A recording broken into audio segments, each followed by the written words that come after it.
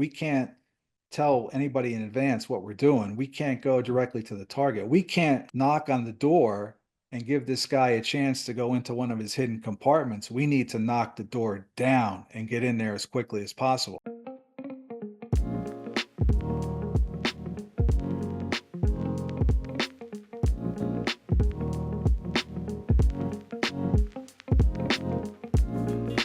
Thank you for joining the Free Time Mastermind podcast. My name's Robert Gaines. Our guest is Chris Feistl, a 26-year veteran of the Drug Enforcement Agency and co-author of After Escobar, Taking Down the Notorious Cali Godfathers and the Biggest Cartel in History. The book comes out June 24th and is available for pre-order. His work was portrayed in the series Narcos, and he's also the recipient of the Administrator's Award of Honor, the highest award granted by the DEA. Chris, thank you for joining us. Thank you, Robert. It's great to be with you tonight. I appreciate you coming in. We'll get into some wild stories like coming down the mountain, as well as the cartel's hidden escape rooms and informants. But if you can, paint a picture for us. Who were the Cali cartel and what were their peak years? So the Cali cartel got their start. They started with two brothers, Miguel and Gilberto Rodriguez Oruela. They teamed up with a childhood friend named Jose Chepi Santa Cruz, and they formed a criminal gang called Los Chemas in the late 60s. And, by stealing cars and being involved in other illegal activities, they kind of expanded into kidnapping, right? So they kidnapped a couple of people, mainly two Swiss citizens. They got a ransom of about $700,000, which was a lot of money back then. And they kind of parlayed that into going into the drug trade. So they started off as, marijuana traffickers, but I think as a lot of people realized even back in the day is that, marijuana is too bulky. It's hard to transport. You're not really getting the ROI or the return on your investment that they hope for. So they expanded into cocaine. So in the early 70s, Gilberto Rodriguez, he drove a couple of kilos of cocaine up into New York, found out that a kilo of cocaine in New York would go for 50, 60, sometimes even more $1,000. And the Cali cartel was born, after that, they set up shop in New York. They expanded their entire operation to throughout the United States. At one point in the early 90s, they were responsible for 80 to 85% of the cocaine that reached U.S. soil and 90% worldwide. They My dominated God. the cocaine trade on 6 continents, and if Antarctica had a cocaine problem, it would have been seven. So these guys were massive. Their peak years, Escobar was really, starting in about 1989. He was at war with the government. He was on the run. He surrendered in 1991, went to prison or La Catedral, which was more of a hotel. Um, so he was on the run at that time, kind of hide, make sure he didn't get killed or captured by the Colombian government. And so that was really when the Cali cartel started to take over and dominate that cocaine trade, since starting in about, 1989 and on, and their peak years went until 1995. And they were operating at the same time as a lot of other famous cartels and groups, as well as the mafia. Were there any operational or structural differences between them and, let's say, the Sicilian Cosa Nostra or La Cosa Nostra? Well, yeah, let me touch on a few things there. A lot of people don't realize that the Cali cartel and the Medellin cartel, we always see them at war and they had that vicious, brutal 6-year war, which, killed thousands of people. But, early on, they worked together. They collaborated together. They worked together on a number of different things. And, they had a falling out, in the late 80s, and that's what really caused the war. But yeah, Medellin and Cali were completely different, and I think Cali was more in tune with the Italian mafia, right? The Medellin cartel, their method of operation, of their weapon of choice was, violence, intimidation, threats, murder, extortion. Whereas the Cali cartel, their weapon was to bribe, right? They just bought everybody. They did kill a lot of people, but not that overt violence like Medellin. They figured we'll just buy everybody. So that's what they did. So that was a difference, one of the differences between the Medellin cartel. But, with the mafia, some of the similarities were the compartmentalization of information, the compartmentalization of cells, right? Cali acted more like almost like a terrorist organization, almost like Al Qaeda, right? They had these very compartmentalized cells where, one person in one cell didn't know anybody else in any of these other cells, even if they were operating in the same city. And if one cell got taken down in New York, they still had 10 other cells, and these people knew nothing about it, so they couldn't compromise it anyway. And just the sophistication, how they communicated, how they smuggled drugs, how they killed people. I think you see a lot more similarities between Cali and the mafia than between, Medellin and Cali, or Medellin and the Italian mafia. And that sounds like they were sophisticated very early on. Where did that training come from? Because I've seen a lot of photos of Central and South America of what it looked like in the 60s and 70s, and you wouldn't think that it was a very agrarian society, so you wouldn't think it would produce these, really high level, high organized, where they were doing these intense operations. So that sounds like there had to be some training there. Well, Medellin had some of their training done by the Israelis. The Cali cartel had a lot of their training done by the British, ex-British mercenaries, SAS, guys from the Foreign Legion, SBS guys. So that's where they received a lot of their training. They also got a really good education when, after the Medellin cartel, Pablo Escobar, they assassinated the Minister of Justice, Rodrigo Lara, in 1984. And that was the first time the Colombian government declared war against the Medellin cartel. They would declare another war, in 1989. But a lot of the traffickers fled to Panama, the Ochoas, Pablo Escobar, and they were trying to get away from the heat the Colombian government was putting on them. And eventually, Jorge Ochoa goes to Spain along with Gilberto Rodriguez, right? So you can see even that closeness, that collaboration of the two cartels, back in 1986. And they get arrested there by the police in Spain, and they go to prison there. And while they're in prison, they form alliances with Galician smugglers and the ETA, which is a Basque separatist terrorist group. And they taught not only the Cali guys, but also the Medellin cartel about car bombs, right? How to use remote detonated car bombs. So when the war starts between Cali and Medellin, you start to see a lot of car bombs going off all throughout the country. And that was some of the stuff they learned while they were in prison over there from the ETA.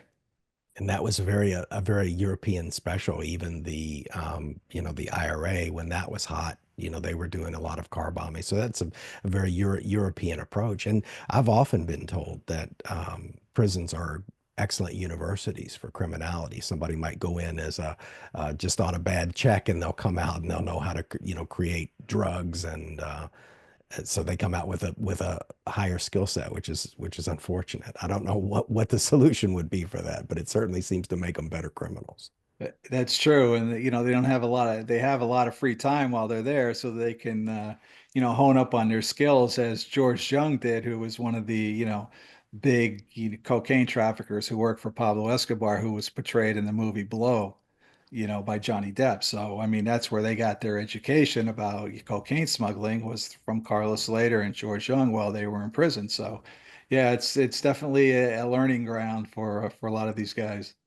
Well, you brought up a good point about Narcos, which is still is wildly popular. But let's talk about movies for a second. What do you think is the most accurate depiction of what you saw in cinema from a singular film? Well, I don't know if there's any movies boring enough to actually, be accurate, an accurate representation. I guess you'd probably have to go back to Traffic, I think, which was a little bit older movie, but I think that was kind of an accurate depiction of things that went on.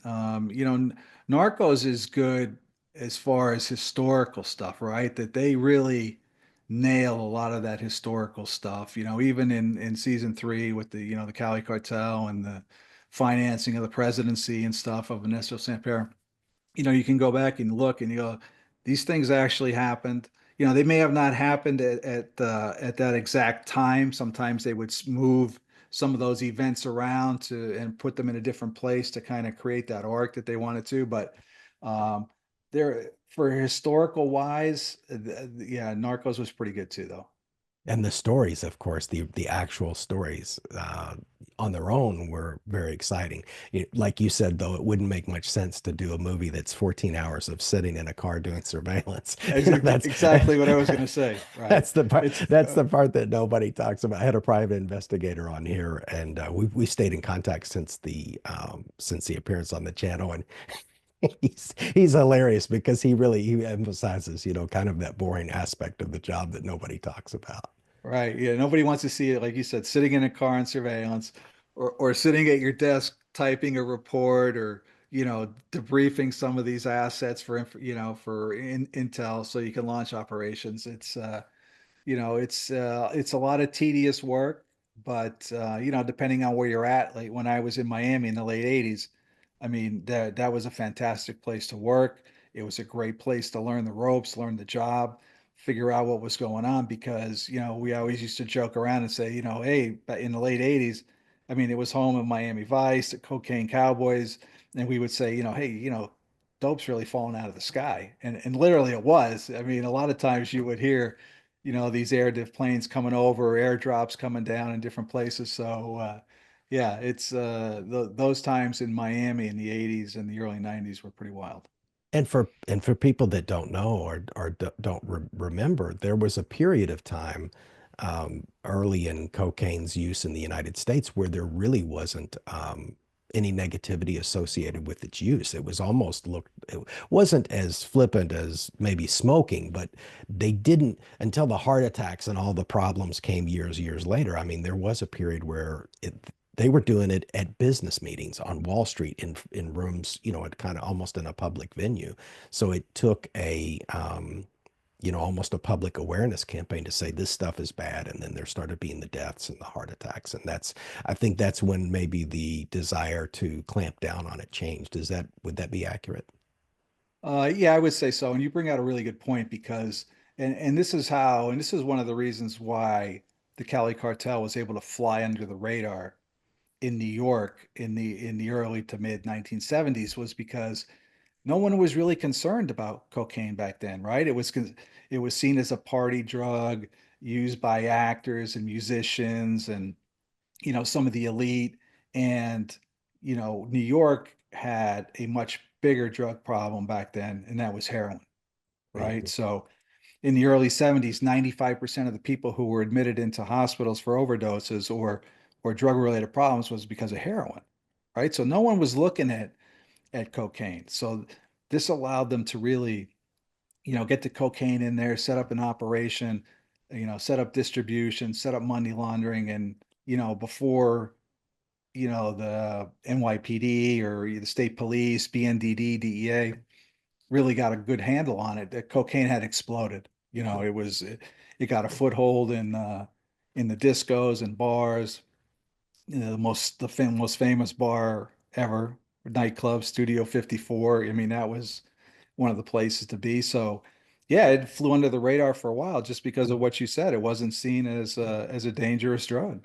Was there a turning point where the United States just said, because usually there's some singular incident that galvanizes a person or a government, a movement to say, you know what, we're going to get serious now. We're going to stop this. Was there some period of inflection point where they just put their foot down and started really getting serious?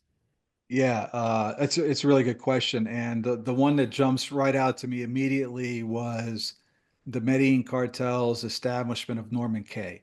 Norman's K, and if you've seen the movie Blow, that's where in the movie he's Diego Delgado, but that's really Carlos Slater.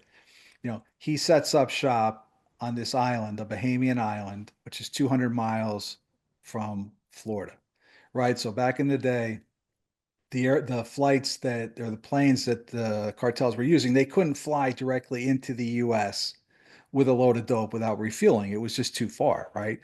So they found this strategic island in the Bahamian Islands, and they set up shop there. So they would land there, they would refuel, they would load it with dope, and they would just pulverize the United States with cocaine all day long, 24 hours a day, flights coming and going. And, I think it was, now they started that in 1978 and it went until 1982 until, we finally put enough pressure on the Bahamians to throw later out of the Bahamas. But I think at that point, in that span of the 4 years, the U.S. government saw the amount of cocaine that was flooding the United States and where it was coming from and how it was getting in and who was behind it, right? Big, this isn't just an organization. These are just huge cartels that we need to try to combat. So I think that was probably the waking up point was, the establishment of Norman's Cay and the amount of cocaine that was coming into the US. Whether you have a business or want to start one, you need ideas. Pick up our book, Scintilla, the ultimate guide to generating business ideas, products, and services. Available on Amazon in Kindle, paperback, hardcover, and now as an audiobook. After buying the book, go to www.freetimemastermind.com, click Other, and type Book Bonus Material to get access to the book's vault of extra information, as well as access to a private Facebook group for book owners. Find the link to the book in the description. I was watching another podcast that I really enjoyed. You were on with two gentlemen, and they were talking about this operation. It was a raid, and you had a lady with you, and you guys ended up having to clamber down a mountain. I don't think she completely knew what she was getting into. Can you talk to us about that raid and I call it coming down the mountain? Yeah, so to give you a little context on that and why she was dressed the way she was because at the time Cali cartel had a stranglehold on the Colombian security forces as well as the politicians in the government. They had corrupted thousands of people in the government. So what we were doing at the time was we were talking earlier. Myself and my partner Dave Mitchell, we were basically working unilaterally, right? We were to avoid the corruption, to avoid compromising our operations. So we were doing our own surveillances. We were out doing our own reconnaissance missions on how to do raids. We were talking to informants and assets by ourselves. We were doing pretty much everything by ourselves. We were living in safe houses right away from the Colombian police. So on this particular raid, what we did is there were only two people in the Colombian government who knew what we were doing, who the target was, but they didn't know where we were going. They knew the target was Miguel Rodriguez, and that was it. So we had basically lied to the rest of the responding forces about what we were doing. We told them that we were going to go raid some chemical companies, some chemical sites in a city an hour outside of Cali. So the prosecutor who you referred to shows up in like an off-white jumpsuit, dressed very professionally, very nice if you're going to a business meeting or something. But for what we had in store, it wasn't the appropriate attire, but it wasn't really her fault because we had lied to her. She didn't know what we were doing. So yes, she has this white suit on, a nice shirt, and high heels. So the operation required that we had to scale up a hill. We had to get into a drainage ditch, which acted as cover for our approach to the target. And the drainage ditch it was swampy, it was muddy, it was wet. It's 4 o'clock in the morning. You can't see. It was miserable. And she tells us in Spanish, like, hey, I didn't know we were going to be climbing mountains. Why didn't you guys tell me? Where are we going? We say, well, we'll tell you when we get there, right? So that didn't go over very well. But so we finally get through this drainage ditch and we come to the edge of a mountain. Now, during our reconnaissance missions, we didn't really go down the mountain because we didn't want to, be seen in that area. That's So right. we just knew it was not going to be an easy task. So, and especially at night when you couldn't see. So when we start to go down the mountain, she takes one step, breaks her heel, and falls. Right, so she's out of commission. And of course, the mountain turned out to be a lot more treacherous at night than we thought it would be, and it took us, a good 45 minutes to get down to the mountain. But the problem was is that there were a bunch of steep drop offs, and a bunch of the team didn't make it down. So a raiding party of about 30 people turned into six. Six. Oh, no, yeah. And the reason why you guys had to come down the mountain is because the roads, all of the way up to this compound was covered in security. Is that correct? I mean, they had it all cordoned off. So that's why you had to have a very unusual approach. That's correct. The way Miguel Rodriguez operated was is that he lived in places that had one way in and one way out, that were backed up to the mountain, because he never thought anybody would come down, be stupid enough to come down the mountain like we did. And he had security set up at these different points, which it was impossible to traverse through the neighborhood or get past the security, right? So if two covered trucks, assault vehicles, came in loaded with military or police commandos, they would see that immediately. They would radio to him, and he would be able to go into one of his secret compartments in the house or the apartment, or he'd just be able to walk out of the apartment and go somewhere else. So, yeah, we couldn't take that chance. There was no approach to that building, so we had to come down the mountain. That raid yielded some important intelligence. Is that correct? Well, that raid was actually when we arrested Miguel Rodriguez, who was, with undisputed head of the Cali cartel at the time. And it's a shame you guys couldn't have pulled that off had you been open with all of the people that were, assigned to help you. And you guys had to breach a door. Is that correct? Six We had six. it was so on this raid we had special approval from the Colombian Attorney General to knock the door down. So because of other raids which we had done, which we knew were compromised, and that was why we had to go through all the theatrics and lie to people, was because now this was we were on the ground, myself, Dave Mitchell, and a couple other DEA guys, for probably 14 months at that time. So we had failed over and over and over and over again to arrest anybody of significance, right? Most of the operations were compromised. We started to learn from our mistakes, or not even our mistakes, but just you know, from our failures, we started to learn, like, look, we can't tell anybody in advance what we're doing. We can't go directly to the target. We can't knock on the door and give this guy a chance to go into one of his hidden compartments. We need to knock the door down and get in there as quickly as possible. So, um, on that particular raid, yeah, we got to the door. Again, there were only six of us at the time. It was a fortified armored door, which took us, multiple attempts to bust it open. And, when we did get in there, the Miguel Rodriguez was basically in the closet, stepping into a hidden compartment, which was phenomenally sophisticated. This was 1995, so 30 years later, I would still be there knocking on, Oh my doors and gosh. trying to break stuff to find this compartment. It was so sophisticated. And had we not knocked the door down, we would have never got him, because he was literally in there ready to close the door and seal the thing up, and we would have never found him. Unbelievable. And for those that don't know, a six-man team on a high value target, that's dangerous. That's Yeah. serious. You guys were really conducting some serious business there.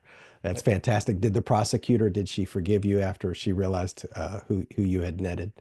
Well, I always joke that when she finally came into the apartment, which was probably a good half hour after we already had Miguel in custody, and she had mud and dirt all over her, and I always said, like, I don't know what made her happier, was to finally be on level ground, or to see the head of the Cali cartel in handcuffs. And my guess was to be on solid ground, right? Because she went through an ordeal to get down there. And it wasn't just her either. I mean, there were a lot of some of the, the police anti-narcotics units that we brought that, they couldn't make it down. And again, it was very steep. There were drop offs. It was dark, so it was just a very, very rugged terrain in no light, pitch black conditions. As my friend would say, but the juice was worth the squeeze, right? It was worth it. Yeah, It was worth the effort. That's fantastic. Now, I know that one of the biggest problems, like you said, that you guys were fighting were you were trying to infiltrate them, they were trying to infiltrate you. It was going both ways. And on one of the podcasts, there was a discussion about a hidden compartment in a desk that yielded a trove of information. Can you talk to us about that, about how you came to possess that information? sure. So that was a raid that we did a month earlier against the same target, Miguel Rodriguez, the head of the Cali cartel at the time. And um, we had been in the apartment. We were there probably 10 or 11 hours, maybe 12 hours that day. Started in the early morning. And we had a bunch of delays. We had, it was Murphy's Law, right? Everything just started to go wrong. The prosecutor didn't bring the paperwork. We were trying to avoid using the search block because of corruption. So um, it was it was a mess. And again, this is how we learned, and we got to the point where we were lying to get the troops there and not telling what we were doing. Um, so we're in the apartment looking for the guy that we knew, or we had a really good idea he was there based on our surveillances that we were doing, myself and Dave Mitchell up in the woods at night, watching the lights go out. The intel added up. We had a high value asset that was providing us information or intel. And we were in the apartment for several hours, and he calls and he says, "Hey, is there a big red wooden desk in the office?" And we said, "Yeah." He goes, "You need to check it because Miguel keeps his most sensitive and confidential papers in there." I said, "Well, we looked, we didn't find anything. The only thing we found was the license plate of a blue Toyota Land Cruiser that myself and my partner Dave Mitchell drove around in when we were in Cali." Right. So the cartel, I mean, we were followed a lot when we were in Cali. They had an intelligence network that was incredible, and we could talk about that in a little bit. Um, but he says, "No, go back, look, there's a hidden compartment in the desk." I says, "How can there be a hidden compartment?" I mean, it was a big desk, but compartment. So we're tapping on desks, we're looking for latches and buttons and stuff. And I said, we don't see anything. And there are some of the cops they kept looking at us, and we knew that we had good intel that certain ones were corrupt, right? That they were working for the cartel. So we didn't want to let on what we were doing. So when one of them finally walks out of sight, one of the DEA agents that was there, Jerry Salome, with us, he just picks the desk up and he slams it down onto the marble floor. And you know how those apartments are with the marble floors, just made like a colossal thud. Everybody comes running in. And I bent down and I looked and I saw that there was like a back drawer, like a compartment, it was busted open. I was like, "Oh my God, how the hell do you get a hidden compartment in a desk like that?" And there were three thin leather briefcases in there. And Jerry grabbed them. We took them out to the desk, and the police colonel who in charge there started putting them on the table and looking through them. And we're trying to like look over his shoulder to see what's there. And it was the most explosive documents that you could imagine. There was a list of, check this out now, 2,800 corrupt officials in those documents. There were canceled checks, which were made payable to the campaign treasurer for Ernesto Sampera's 1994 presidential campaign. There were, handwritten notes from the Colombian government back to Miguel Rodriguez and the Cali cartel, just like explosive, documents. And as soon as the colonel saw that, he grabbed the suitcases and he packed them up and he said, "I have to get these back to Bogota." And he left. But those documents started like a major, not started, there was already an investigation, but that led to the arrest of the campaign treasurer. It led to the arrest of the Minister of Defense in Colombia. And it really just blew the door open on the Cali cartel financing the 1994 presidential election of Ernesto Samper. And I want people to understand, Chris, that they weren't just selling cocaine. They were blowing up buildings. They were blowing up planes. Can you talk a little bit about that? Because, obviously, some part of the cocaine, particularly that culture, is glorified. But I think people should really understand the face of the cartel. Can you go into some of the more, without getting into too many gory details, but some of the unseemly things that they were involved in?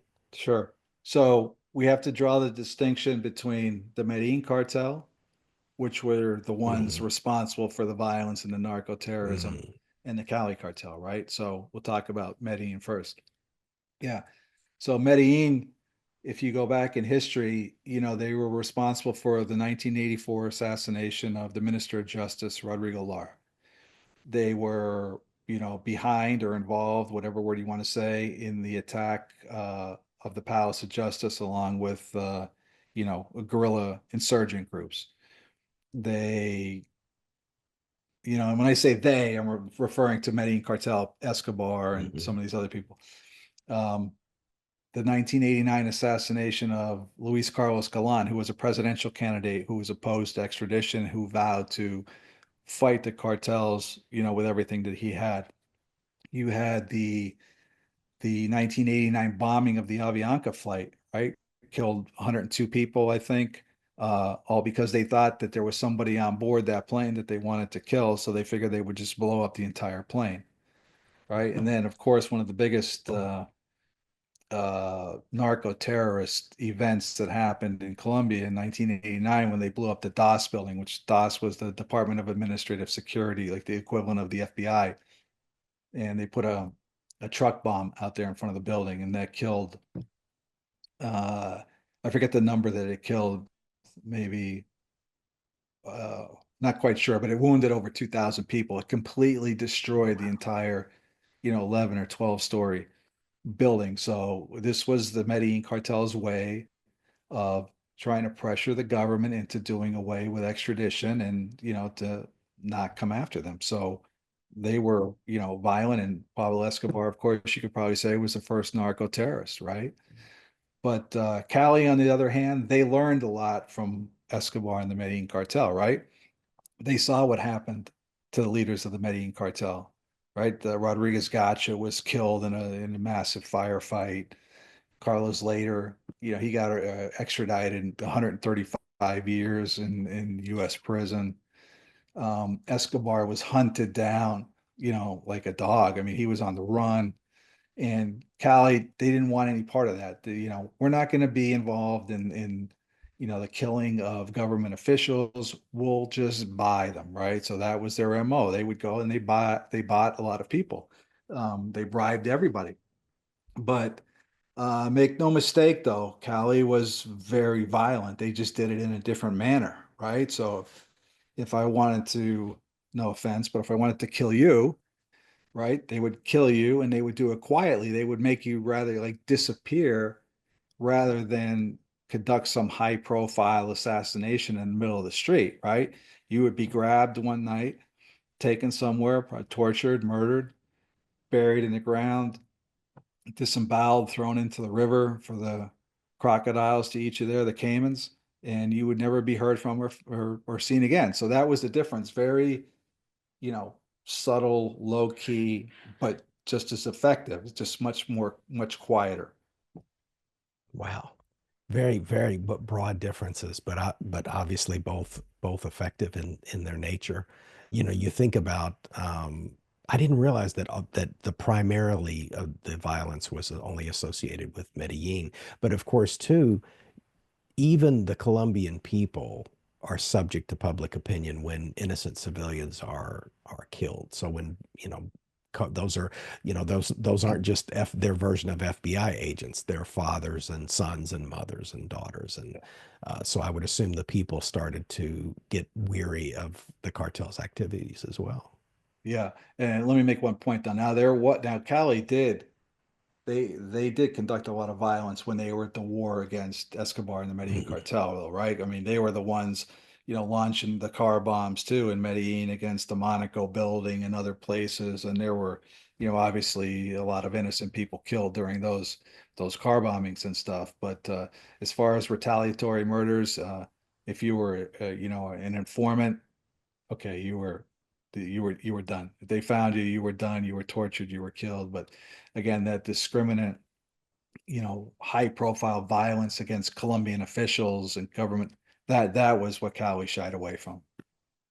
That makes sense. And of course, they fought extradition. I would presume one of their greatest fears was being extradited because, of course, particularly the US has really good prison facilities. It's very difficult to escape, and our justice system is much more resistant to corruption. Would that be? Did I miss anything there?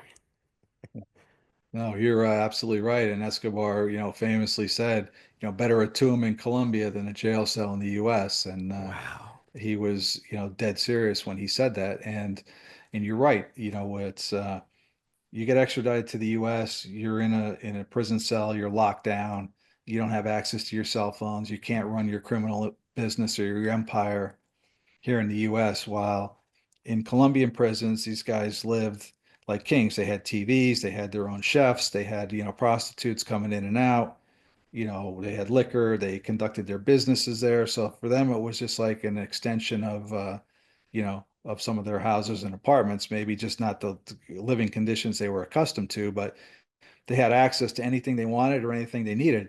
And, take the case of Chepe Santa Cruz. He was arrested. He spent 6 months or so in prison. He got tired of it, and he basically walked out, the front door disguised as a faceless judge, like a judge or a prosecutor. Oh And my you know, gosh. so Unreal. yeah, the security in the prisons, everything else is completely different here, and that's they certainly didn't want to face that. And of course, the corruption there gets a lot of attention. But there were also some unsung heroes. There were some people that put their own life, Colombian nationals that put their life on the line to assist you guys in your operation. I think you had mentioned some people before that really stuck their neck out and tried to help you guys. Do you have any names in particular, or characters that just really, really, really helped? Well, I mean, I don't want to give up too many names or Sure. anything, but the first person that Dave Mitchell and myself met when we were in Colombia or in Cali was the colonel in charge of the military search block, Colonel Velasquez. And this guy was Cartel tried to bribe him on at least three occasions that we knew of. First one being $300,000. He, drove back to his office, called his superiors. He reported it, did the same with the other ones. Um, was basically probably one of the most, I mean, there were several, but he was one of the most honest people that we worked with. And the cartel just could not buy him. And this is how, the Cali cartel, this is a good segue into another story, was the CIA and the DEA referred to Cali back then as the Cali KGB, right? Because of their intelligence network, their infrastructure, how they were able to wiretap telephones, how they were able to blackmail, politicians and basically control the entire country, right? Nothing came in and out of Cali without them knowing about it. So with Colonel Velasquez, they couldn't corrupt him, and was Cali's MO, right? They would try first. They try to bribe you. They try to buy you, and if that didn't work, they would try to discredit you, right? To get you out of your position one way or another. And if that didn't work, now depending on who you were, obviously if you were a high profile general, they're not going to kill you, but they would go to another plan. But they tried to bribe Velasquez, he turned it down. So what do they do? They went to number two to discredit him. So there was an asset that he was using that the cartel kind of flipped, made her an asset of the cartel and ran her into the colonel and set him up. And they were able to get video and photographs of him in compromising positions. And ultimately, that single event didn't lead to his departure from the search block, but it certainly helped contribute to it. And they finally got him out of Cali because they were afraid of him because he was incorruptible and he was making a lot of progress towards the cartels. But um, on that note, though, and I am always I'm very critical of the Colombian government and the corruption that existed back at that time. But there were a lot of hardworking, honest, brave Colombian men and women that we worked with that, some of them sacrificed their lives in that fight that, you can't go without mentioning. But here's the thing is if you work with a group of, you name it, 5, 10, 15, 20 people, whatever it is, it only takes one. It only takes one person for the cartel to corrupt, to be able to sabotage or subvert any operation that you're doing. So whether your group is 5 or 100, you got one or two people in key positions that have access to confidential information, they can completely destroy any operation that you were doing, that, even if it took months. And that's what the cartel did. And that led us to operate under the fact or the assumption that because of that, we couldn't trust anybody, right? You didn't know who to trust because I could be working with you, and as it turns out, and in the book there was somebody that we worked with who was actually one of the cartel's biggest spies in the police, and that was our liaison that we were assigned to work with when we got there. So, um, yeah, you had right or wrong. People would say, well, you generalize, everybody's not corrupt. Yeah, we know that, but you didn't know who to trust, right? And you couldn't compromise your assets or your information, so you had to operate under the assumption that everybody was corrupt. Right or And you wrong, g- that's the way we did it. And you guys were doing everything you could to make sure that the team had integrity. As a matter of fact, I was reading you guys were regularly conducting polygraphs, but brilliantly, the cartel would wait until they get polygraphed and then they would bribe them. So you already have a good polygraph showing this person's not corrupt, and then they would move in. When I read that, I thought, oh my goodness. I mean, that's makes it really hard where they're always trying to be one step ahead. Right. So the that first, not all the groups were like that. So that was the military group that we worked with Colonel Velasquez when we first got there. His group, the main people were polygraphed. And that's exactly what to call it because they had, how can I say this? They were supported by the intel community, that military unit. So, yeah, they would polygraph them, but the cartel would come. They knew when they were being polygraphed because they had their spies. And the day after they were polygraphed, they would come in with huge bags of money and they would approach all the people who were polygraphed. Some people turned it down, because they were honest and they were hardworking. They wanted to do the right thing. But others took the money and they knew that they wouldn't be polygraphed again for another 12 months, 18 months, or whatever it was. So uh, the cartel could get a lot of good intelligence and information out of those people for the next year or so. And even though it hampered what you guys were trying to do, it's amazing in the face of all of that corruption, you guys were still able to pull that. I think that's what makes it even. I mean, these people were already dangerous, but for you guys to come over that mountain of corruption and still take people down and bring people to justice, I mean, that is amazing. I mean, and obviously the DEA saw the value of your work as well. Was it the entire operations overall that you received the award? Yeah, it was for our work against the Cali cartel during the time that we were there. So I was there for just under 3 years. My partner, Dave Mitchell, was there just under 3 years. And there were two other agents that we worked with, Jerry Salome, who we referred to as the guy who broke the desk, which me and Dave got in trouble for, and Ruben Prieto, who was our supervisor. And Ruben had been there for years. I mean, he was there even at the end of the Pablo Escobar era. So the four of us jointly who participated in a lot of those raids and worked in Cali, we all got the Administrator's Award of Honor. That's and well and richly deserved, richly deserved. I canvassed my social media and asked some people to throw out questions for you. I did get one really good one I wanted to share with you. Actually, a former guest on the show, Marie Santarosa from New South Wales, Australia. She asked, "What was the most shocking thing you encountered in your work?" Hmm, that's a good question.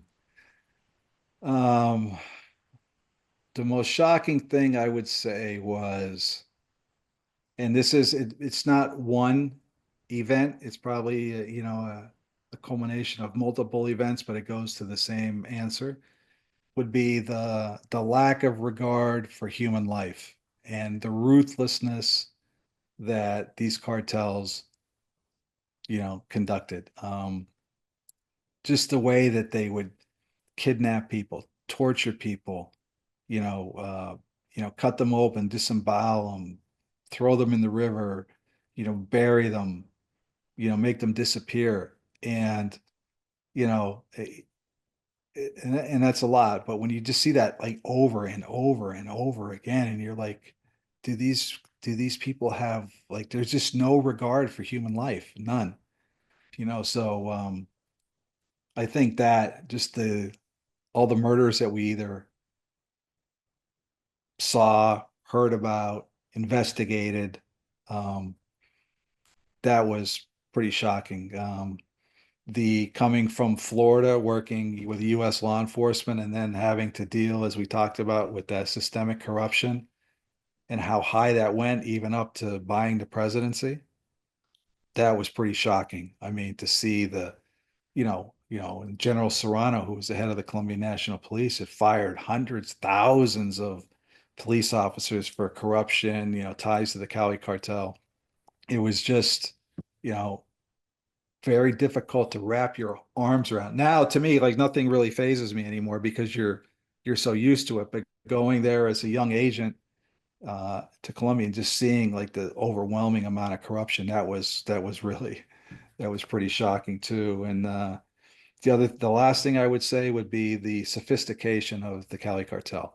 Um, when Colonel Velasquez and them, the military found a computer. They found an IBM AS400 mainframe computer back in May of 1994, Oh my gosh. and it was 7 feet high, like 4 feet wide, and the amount of storage it was incalculable. You couldn't even like put a gigabyte number or tera whatever it is on there.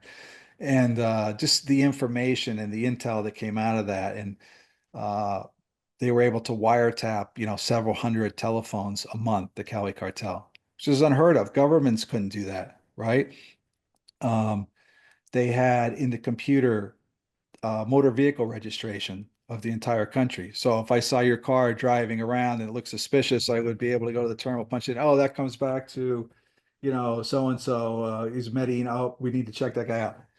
Right? They had the Cali phone directory in there. They were data mining the phones and doing crisscross analysis with phones. So if you were an informant or they suspected you of being an informant, they said, "Hey, this guy called the embassy 5 times, and that's a number for DEA." You were dead, right? They had air traffic control. They had flights manifests, right? When our plane took off in Bogota to go to Cali, they knew about it before we were wheels up because they had access to that information, right? They had, by some accounts, 5,000 taxi drivers on the payroll that acted as their eyes and ears. So if someone suspicious was they saw in town or was an American, which there were no Americans there in Cali except for me and Dave, or somebody that looked funny, they would report back. They had people at the hotels, they had people at the airports. It was literally like operating behind the Berlin Wall, right? Nothing moved, nothing came in, and nothing went out about unless they knew about it. So That sounds that, very much like the KGB. Go ahead. yeah, that level of sophistication was pretty shocking to think like these guys are more advanced than governments are. I mean, how the hell are two gringos in Cali? How are we going to make any headway against these guys? So, yeah, that was pretty shocking and overwhelming as well. And I can tell that just like the show Narcos is packed with great stories. I know After Escobar is going to be excellent too. I'd like to ask you some questions about the book. Were you guys approached by the publisher? How did that deal come together? Or as much as you're allowed to share. Well, I'm going to tell you the real story, and my partner Dave Mitchell's not going to like it. He's not going to be happy, but retired in 2014. And shortly afterwards, I did the Narcos thing, and I was in a 6 episode television series on the Discovery Channel, Finding Escobar's Millions, and I had appeared in a couple documentaries and stuff about Cali and some other things. And meanwhile, Dave was still working, right? So he was still active in the DEA, which is why in Narcos his name is changed, so they didn't use his real name. So after he retired in 2021, he's like, hey, he goes, we should do something. I mean, you've done all this stuff. I haven't got to do anything. Why don't we write a book? And I'm like, no, I'm not gonna write. I have no desire to write a book. And he said, come on, let's do it. I'm like, all right, so I'll make a deal. So I said, well, draft up because to do nonfiction, you have to draft up a book proposal and you have to send it to a literary agent. Hopefully, you get an agent, and then the literary agent takes it to the publisher. So I said, all right, we'll draft it up and we'll see if we can get an agent. I didn't even know if we could. So we did, and boom, we got a literary agent pretty quick. And then the literary agent farmed it out to a couple of the publishers, and we had a couple bites on it, and they came back and said, yeah, let's do the book. So that's how it really came about. It was Dave's idea to write the book. That's fantastic. And it's coming out on all major Barnes and Noble, Amazon. I was doing some research about that. One thing I couldn't tell, and I narrated I did a business nonfiction last year and narrated it myself. Unfortunately, I had to do it. Well, I got some help. I got some people from Upwork to help me with some of the formatting, but I did the narration myself and sent it out for editing. Did you guys do an audiobook version, or do you plan to do one? Any thoughts about that? So there will be, as far as I understand from the publisher, there will be a Kindle Kindle, okay. book coming out. It'll be out probably about the same time, I hope. So that'll be ready. And there are plans and discussions about doing the audio book as well. That will probably be much later than the June timeframe when the book is released. But there are plans underway to have that. I wanted to ask, you've got a website after Escobar, which is also people can put in their information. Were there any other websites or links you wanted to share with people, ways that they can find you? Well, I think the best way is the website, afterescobar.com. It's got, background about the book. It's got a lot of good photos in the gallery section and gives you a little bit of more information, about the book, a little summary of it. So that would be a good place to go. We have a Facebook page, After Escobar, the book, an Instagram, After Escobar, as well as I have my own Instagram account, the Chris Feistl. And yeah, that's about it. We plan to do some additional podcasts, some, maybe book signing events right when the book comes out, and some other appearances. So on the website, there's a join the list link where you can just put your email in, and we can update you on any events that are upcoming. And you guys, I would assume, now I don't know where you're located, but I think your partner, is he in the Florida, still in the Florida area? He's in Florida, That's good. Yeah. Dave. Well, Yeah. I'm about an hour south of Orlando. So if you guys do anything around here, and if I'm on mandatory overtime right now, but if I'm available, I'll definitely come check you guys out. And get in big trouble if I don't ask this question. But since you were on Narcos and you had well more than 15 minutes of fame, you had years of fame there. Celebrity encounters, anything memorable you want to share with us about any of the actors or people that you bumped into? From Narcos. Well, yes, and just in general, because it's, obviously the Limelight and the Narco series probably you brushed shoulders with people that weren't even involved with that project. Yeah, a lot of the cast, Pedro Pascal, he was great. A lot of the other actors too in Narcos who were, and that's one of the geniuses about Netflix is they have a lot of these actors from different countries so that they can draw in, viewership. So the guy who played Miguel, the Miguel Rodriguez played Miguel Rodriguez is Francisco Dennis is a Venezuelan actor. He was really good. The guy who plays Pacho is incredible, Alberto Aman. And we would hang out, and the guy who plays Chepe, Pepe Rapazote, he's Portuguese, and hang out with those guys because I was actually on set during some of the filming down there, and we would go over the scripts and how does Pacho talk or how does Chepe act and this. So it was really fun hanging out with those guys, and especially the after parties too, which in Colombia and up in New York were really good too. So, but yeah, it was really fun. It sounded like a great group of people. Let me just say this about the book. I mean, that's what I think makes this book stand out more than any others that are written about the Cali cartel because it's written by the agents who were on the ground, right? All these other books, they're not written by the agents that were there. So you get really good insight behind the scenes look at, what we did, why we did it, right? How, well, why did the lady show up in white? Well, because we had to lie to her. So you're going to get all this, behind the scenes firsthand look from our point of view, That's right. right? So you're going to be there. It's like a reality show. You're going to be there right with us, right? You're going to see what we saw. You're going to feel what we felt. When people got killed, you're going to feel that. When we arrested somebody, you're going to feel that excitement. So I think that point of view from the agents on the ground is what makes this book, hopefully will make it good. That's right. You don't often get to read history by the history makers themselves. And I think that's a great point to leave off with, Chris. I really appreciate you. Thank you for coming on the Free Time Mastermind podcast. We've got the book coming out After Escobar, Taking Down the Notorious Cali Godfathers and the Biggest Cartel in History. Release date 6/24.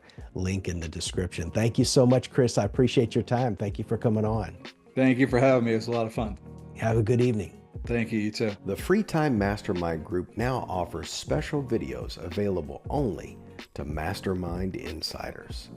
Go to www.freetimemastermind.com, click Other, and type YouTube Insider to get free access. Also, click like, subscribe, hit the notification bell, and share this video. Thank you for watching the Free Time Mastermind podcast.